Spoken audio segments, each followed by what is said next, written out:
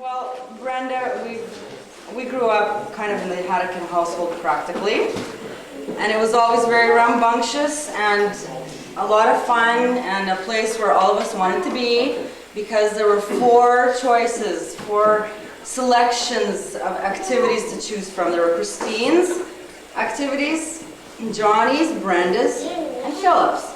So if you didn't want to do one thing, you can do what Christine was doing, or if Christine was doing something boring, you can go and hang with the boys. Anyways, so we got to know the Haddocans quite well. And then the Gran Torino, of course, it struck a lot of memories of Brenda driving the Gran Torino into the carport. Yeah, sideways. Taking it out for spins when the folks weren't home. And anyways, Christine was a pretty tame daughter. And Brenda was total opposite. And she was a wild chick when she was young. And she babysat us.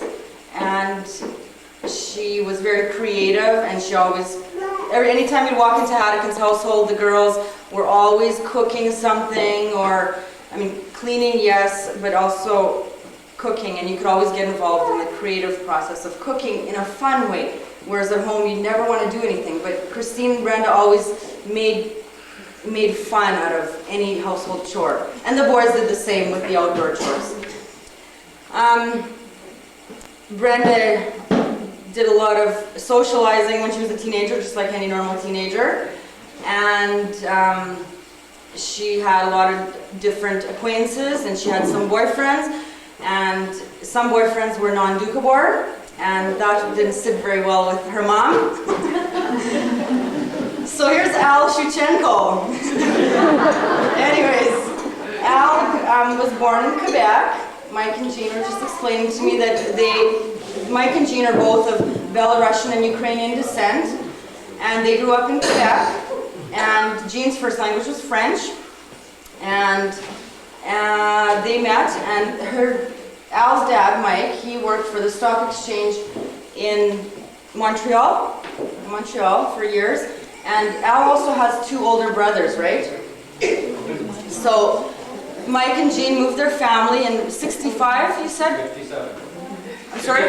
65 out to Vancouver. He was transferred with the stock exchange to Vancouver, and they brought their whole family out here, and I believe he lived in North Vancouver. And so the boys grew up there, and I'm sure Al was just a crazy little young boy. Little shoey. Al, I got to know Al, what year is it, 98? And they met in 95. They met at a barbecue at her friend Tanya's, whom she went to school with when Brenda was in Vancouver in the early 90s. She had lived there for, 7 years you lived there? And she had developed a really close friendship with a girl named Tanya Piltz. Yep. And Tanya and her were totally in school together. It was a heavy program for 4 years. They were very involved in the psychiatric medical field. They went to school in New Westminster, and they did a lot of studying together. And then they finally made it through the program, and they both worked in different hospitals in Vancouver, from Essendale to different group homes all over. Riverview? Yeah, which is now Riverview. We used to hear Essendale when we were kids, when we were bad, and our mothers would say,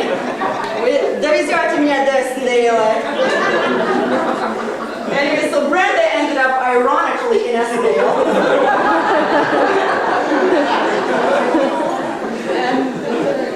Anyway, so she worked at Riverview, and I remember she gave me a tour there once, up in one of the floors of really extreme cases. Anyways, so her and Tanya became really good friends, and Tanya had known Al. I understand that they grew up together, right, Al? Yeah. Or in North Van, right? Yeah, for teenagers. Yeah. So he knew Tanya quite well, and it was, the Molson Indy was in town the long weekend in September of '95, and Brenda dragged got dragged out there to Tanya's to a barbecue, and she met Al, and ended up the weekend, they spent the whole weekend together, and they had a great time, and that's where they met. So that was 95, and then not even a month later, she invited him to her brother's wedding. So Al got a sudden introduction to Pass Creek and how the weddings work. And then he was given a further shock when Johnny passed away, because he was back here later on, a few months later.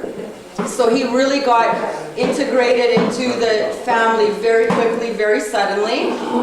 And they eventually, when Brenda finished, when she decided not to live in Vancouver anymore, and she wanted to go a little bit closer to home, but maybe not home, but somewhere where there's career opportunities. So she decided on going to the Okanagan. And that was about spring of 96, right? So Al, I know Al has worked in restaurants, in Chinese restaurants a lot, and he worked in a really good Chinese restaurant at one point in his life, after high school, I believe. And so he cooks like exquisitely well. And he has a set of white dishes that you are only allowed to use in his home for really special dinners.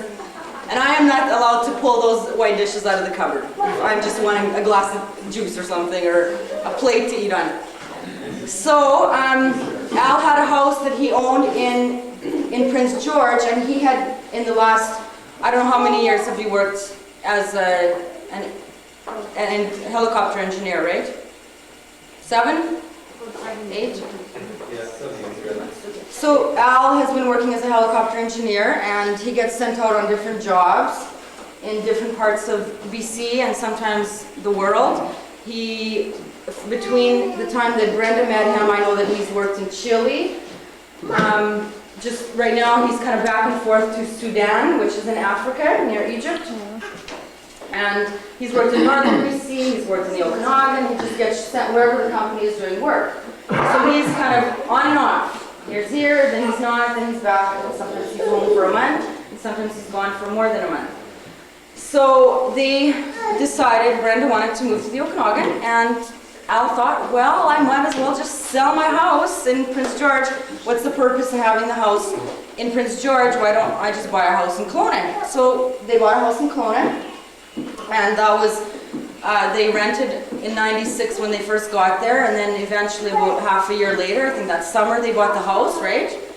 And they've been living happily since then, besides the odd Vancouver road trip.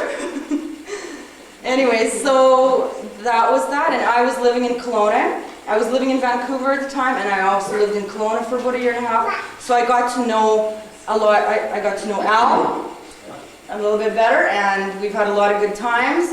And I think they're very compatible, and I think they are made for each other.